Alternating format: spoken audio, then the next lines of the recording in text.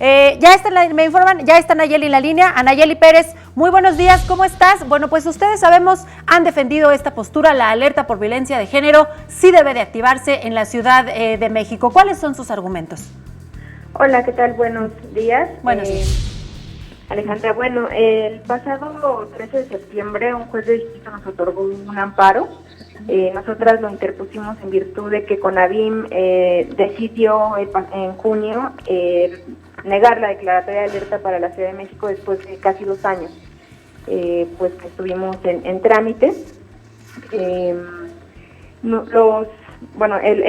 El juez de distrito señala que hubo una indebida fundamentación y motivación al rechazar la alerta,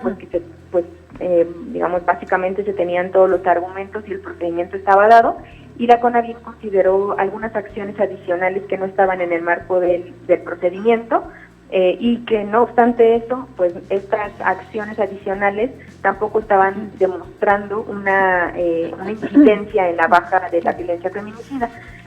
Contra esto, la CONAVIM interpuso el pasado lunes un recurso de revisión contra esta sentencia, y lamentablemente da algunos argumentos que, digamos, de entrada reconoce que no tiene argumentos en contra de la declaratoria de alerta, pero sí hace algunas afirmaciones en contra de la sociedad civil. ¿Cómo cuáles consideran ustedes, Nayeli?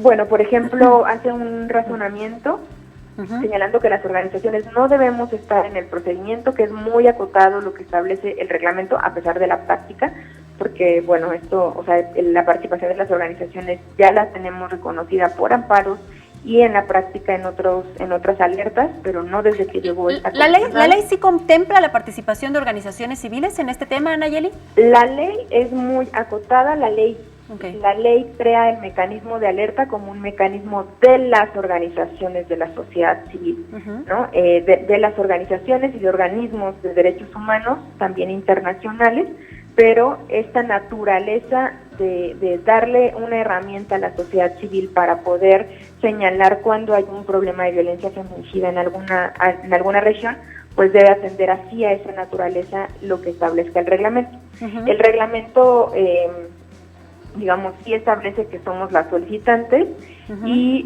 pero no niega a las organizaciones el poder participar. Y en teoría estamos en un estado democrático y en una cuarta transformación donde no entendemos cuál es la razón para evitar y obstaculizar que las organizaciones tengamos participación activa cuando hemos estado colaborando activamente en muchas entidades, ¿no?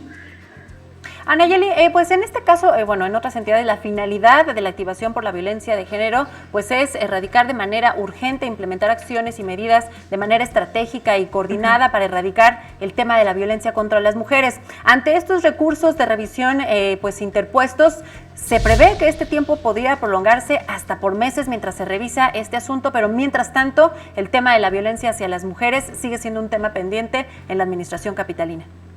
Pues así es, esto es un acto dilatorio de un mecanismo que tiene objetivos también muy específicos. Lo que se le ha querido cargar de forma inadecuada, incorrecta a la alerta es que sea la varita mágica con la que se reduce la violencia.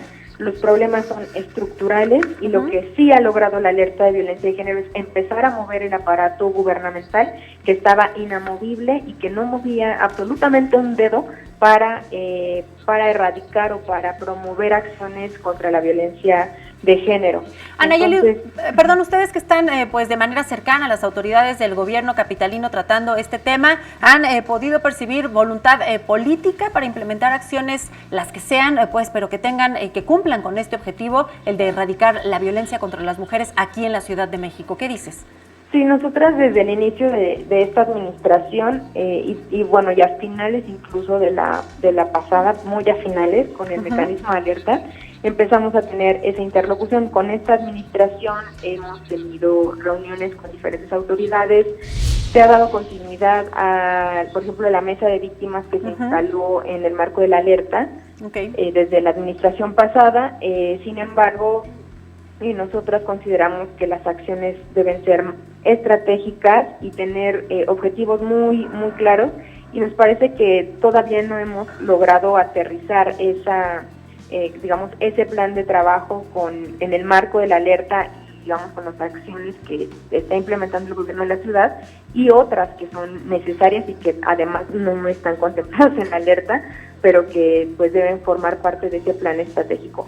Me parece que hay voluntad política para avanzar y nosotras estamos con ese ánimo de colaborar con el gobierno de la ciudad y en el entendido de que estamos con ese mismo objetivo.